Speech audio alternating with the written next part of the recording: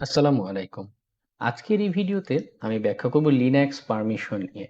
Linux permission বলতে আমরা লিনাক্সে যে ফাইল বা ফোল্ডারগুলো ব্যবহার করে থাকি, এগুলো সবাই সবসময় সবভাবে এগুলো অ্যাক্সেস করতে পারে না। লিনাক্সের ম্যানেজমেন্ট এবং সিকিউরিটির জন্য এই ফাইলগুলোতে বিভিন্ন রকম বিভিন্ন লেভেলের পারমিশন আমরা সেটআপ করে রাখতে পারি বা সেটআপ করা থাকতে পারে। তো যখন আমরা সিকিউরিটি টেস্টিং এ কাজ করতে যাই তখন এই পারমিশন আমাদের জন্য একটি গুরুত্বপূর্ণ বিষয় হয়ে দাঁড়াতে পারে। তাই আজকের ভিডিওতে পারমিশন কি এবং এ সংক্রান্ত জরুরি কিছু কমান্ড আমরা ব্যাখ্যা করব এবং দেখব। তো চলুন শুরু করা যাক। তো প্রথমেই আমি আমার টার্মিনাল অন করেছি এবং আমি আমার ডেস্কটপ ফোল্ডারে রয়েছি। এখানে আমি আমার যে ফাইল বা ফোল্ডার গুলো রয়েছে সেটা যদি লিস্ট করি এবং লিস্টের কমান্ডে -l যে প্যারামিটার আছে সেটা যদি দিয়ে দিই তাহলে আমি দেখতে পাবো আমার যে ফাইল বা ফোল্ডার গুলো রয়েছে সেটা লং একটা লিস্টিং করেছে। অর্থাৎ এখানে এই যে হিজিবিজি লেখাগুলো দেখতে পাচ্ছেন এগুলো সবই হচ্ছে তার পারমিশন রিলেটেড তথ্য। আ তো এখান থেকে বা এই কমান্ডের মাধ্যমে মূলত আমরা লিনাক্সের ফাইল বা ফোল্ডারগুলো পারমিশন দেখে থাকি বা বুঝে থাকি। তো চলুন দেখা যাক এগুলোর অর্থ কি বোঝাচ্ছে। তো এখানে একদম শুরুতে যে লাইনটা এখানে লেখা রয়েছে, এখানে ৩ টা বা ৪ টা সেকশন আমি বলতে পারি থাকে। ১ম এ এখানে একটা হাইফেন চিহ্ন দেয়া। এখানে কখনো হাইফেন থাকতে পারে, কখনো ডি লেখা থাকতে পারে, কখনো আই লেখা থাকতে পারে। তো এখানে হাইফেন মানে বোঝাচ্ছে এটা একটা ফাইল। এটা কোনো ডিরেক্টরি না। যদি ডিরেক্টরি হতো তাহলে এখানে ডি লেখাটা দেখাতো। ডিরেক্টরি কি জিনিসটা কি? ডিরেক্টরি জিনিসটা হচ্ছে গিয়ে ফোল্ডার। আমরা ফোল্ডার বলতে যেটাকে বুঝে থাকি। সেই ফোল্ডার বা ডিরেক্টরি হলে এটার সামনে একটা ডি লেখা থাকতো। তো যেহেতু এটা ডিরেক্টরি না, সাধারণ একটি ফাইল, তাই এখানে একটি হাইফেন চিহ্ন দেওয়া রয়েছে। এরপরে ৩ টি সেকশন মূলত। এখানে পাশাপাশি লেখা যার কারণে আমরা সহজে হয়তো বুঝতে পারছি না। কিন্তু এখানে প্রত্যেকটা ৩ টি আলাদা, আলাদা ভাগ বা সেকশন রয়েছে। এই প্রত্যেকটা সেকশনের আলাদা, আলাদা মিনিং রয়েছে এবং অর্থ রয়েছে। তো আমি একটা স্ক্রিনশট দেখাই আপনাদেরকে। সেখানে এর একটা সুন্দর একটি ব্যাখ্যা দেয়া রয়েছে। তো এখানে দেখুন ৩ টি যে সেকশনের কথা আমি বলেছিলাম, ৩ টি সেকশনকে আলাদা কালার করে এখানে উল্লেখ করা হয়েছে। এতে করে আমাদের বুঝতে এখন সুবিধা হবে। তো আমি যেটা বলেছিলাম যে ডি লেখা থাকতে পারে। ডি লেখাটা হচ্ছে গিয়ে যখন এটা ডিরেক্টরি বা কোনো ফোল্ডার, তো ওর ভিতরে আরো কোনো ফোল্ডার বা ফাইল থাকতে পারে। তো সেই ডিরেক্টরি গুলোকে ডি দ্বারা চিহ্নিত করা হয়ে থাকে। এরপরে ৩ টি সেকশন গ্রিন, ব্লু এবং রেড। এই রেড যে সেকশনটা সেটা হচ্ছে গিয়ে আদার্স বা এভরিওন সবাই যেই যেকোনো মানুষ হতে পারে, যেকোনো ইউজার বা অ্যাপ্লিকেশন হতে পারে।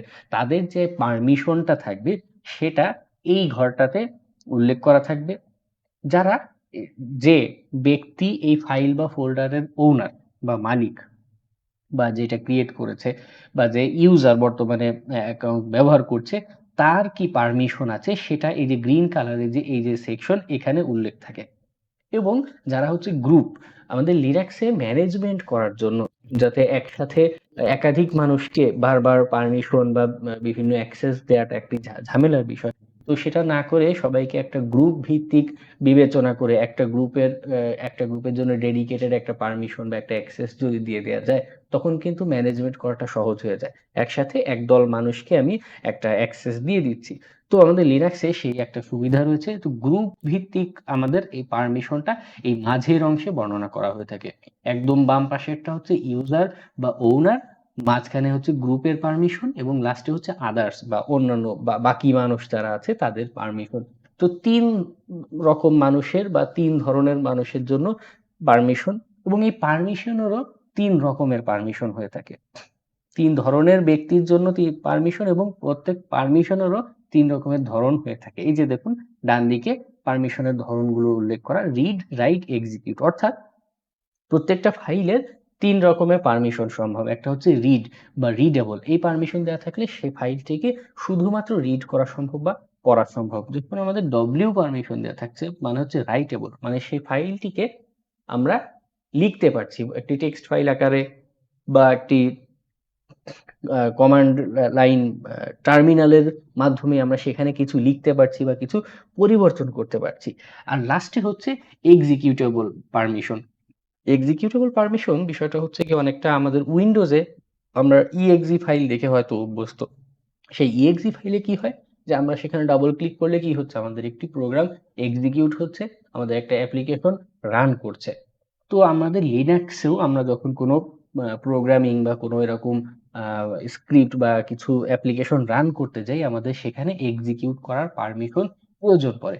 তো সেই পারমিশনটা এক্স দ্বারা চিহ্নিত করা হয়ে থাকে।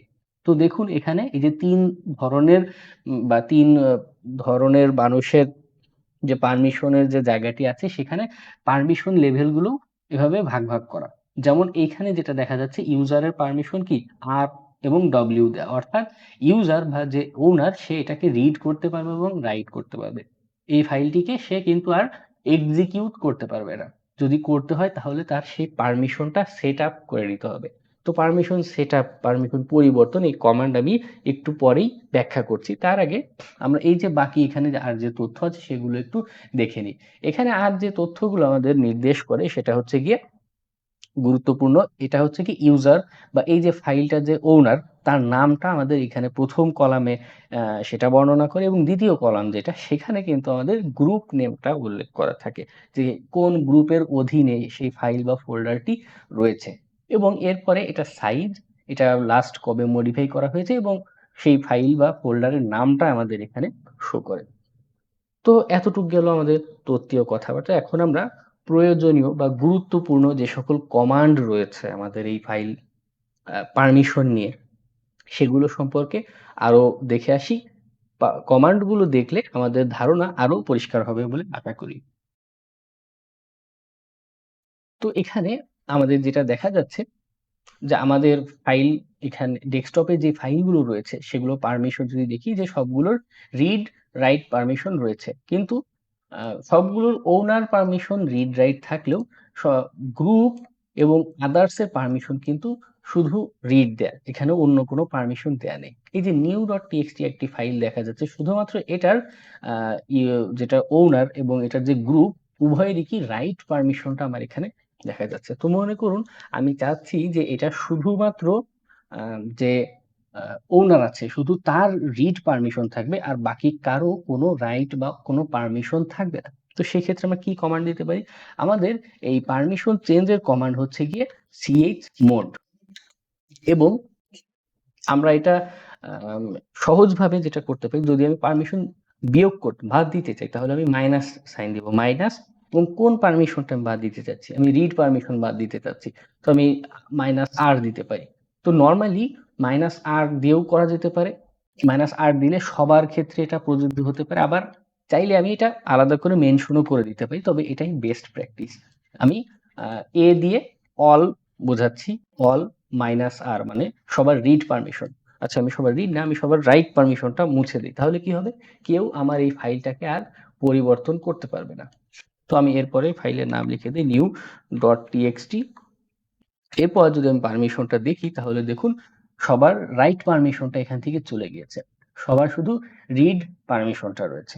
তাও সবার না, ওনারের এবং যে গ্রুপ আছে তার এখানে রিড পারমিশন আছে, কিন্তু আদার্স যারা আছে তাদের কিন্তু কারো কোনো পারমিশন নেই। এটা কিন্তু কেউ আর এটা রিড করতে পারবে না বা পরিবর্তন করতে পারবে না। ঠিক আছে? তো এখন মনে করুন আমি চাচ্ছি এখানে নতুন করে পারমিশন যুক্ত করতে। আমি chmod দিয়ে এখানে যুক্ত করব। আমি সবার জন্য পারমিশন যুক্ত করতে চাচ্ছি না। আমি শুধু এটার যে ইউজার বা যে ওনার আছে তার এখানে রাইট পারমিশন যুক্ত করতে চাচ্ছি। সেক্ষেত্রে আমি কি করলাম, w লিখে দিলাম, এবং আমি ফাইলের নামটা এখানে মেনশন করে দেব new.txt। এখন যদি আমি এখানে আ পারমিশন দেখি, তাহলে দেখুন এখানে শুধু ইউজারের পারমিশনটা যুক্ত হয়েছে, সবার কিন্তু এখানে রাইট পারমিশনটা যুক্ত হয়নি। তো এটা আমাদের জন্য খুব ভালো একটা দিক। আবার মনে করুন আমি এক্সিকিউট পারমিশন যুক্ত করতে চাচ্ছি, সেক্ষেত্রে আমি কি করতে পারি, এক্সিকিউট পারমিশনটাকে আমরা প্লাস সাইন দিয়ে বলতে পারি। আমি যদি শুধু প্লাস সাইন দিই নিউ ডট টিএক্সটি, দেখুন যখন আমি শুধু প্লাস সাইন মেনশন করেছি তখনও কিন্তু এটা এক্সিকিউট পারমিশন যুক্ত হয়েছে, কিন্তু সবার ক্ষেত্রে এটা যুক্ত হয়ে গিয়েছে। তো সেজন্য আমরা যখন কোনো পারমিশন সেট করব, যখন আমরা ডিফেন্সিভ অংশে আছি, তো যখন আমরা কোনো পারমিশন সেট করব, তখন ইউজারকে দিচ্ছি না গ্রুপকে দিচ্ছি নাকি আদার্সকে দিচ্ছি, সেটা স্পেসিফাই করে দেয়া বেটার। তাহলে আমাদের সবার সব রকমের পারমিশন সেট হয় না। এবং যখন আমরা নিরাপত্তা পরীক্ষা করতে যাব, তখনও আমরা দেখব যে এরকম ছোট, ছোট বিষয় ব্যবহার করে আমরা সিস্টেমের অ্যাক্সেস নেয়া থেকে শুরু করে গুরুত্বপূর্ণ তথ্য পড়ে ফেলা বা তাদের আ ক্ষতি সাধনের অনেক উপায় খুঁজে বের করা, অনেক কিছু করা যেতে পারে। তো পারমিশন বিষয়টা আমাদের অনেকভাবে উপকার করে। সিকিউরিটি টেস্টিং এর সাথে বোঝাই যাচ্ছে যে আমাদের খুবই আ ওতপ্রোতভাবে জড়িত। আর বিশেষ করে এই পারমিশন সেকশনটা। তো পুরো ভিডিও নিয়ে যদি আপনার কোনো প্রশ্ন এসে থাকে, যদি কোথাও বুঝতে কোনো অসুবিধা হয়, তাহলে অবশ্যই কমেন্টে লিখে জানাবেন। আর আজকের ভিডিও এ পর্যন্তই। হ্যাকিং নিয়ে পরবর্তীতে আরো ভিডিও পাওয়ার জন্য আমার চ্যানেলটিকে অবশ্যই সাবস্ক্রাইব করে রাখবেন। ধন্যবাদ।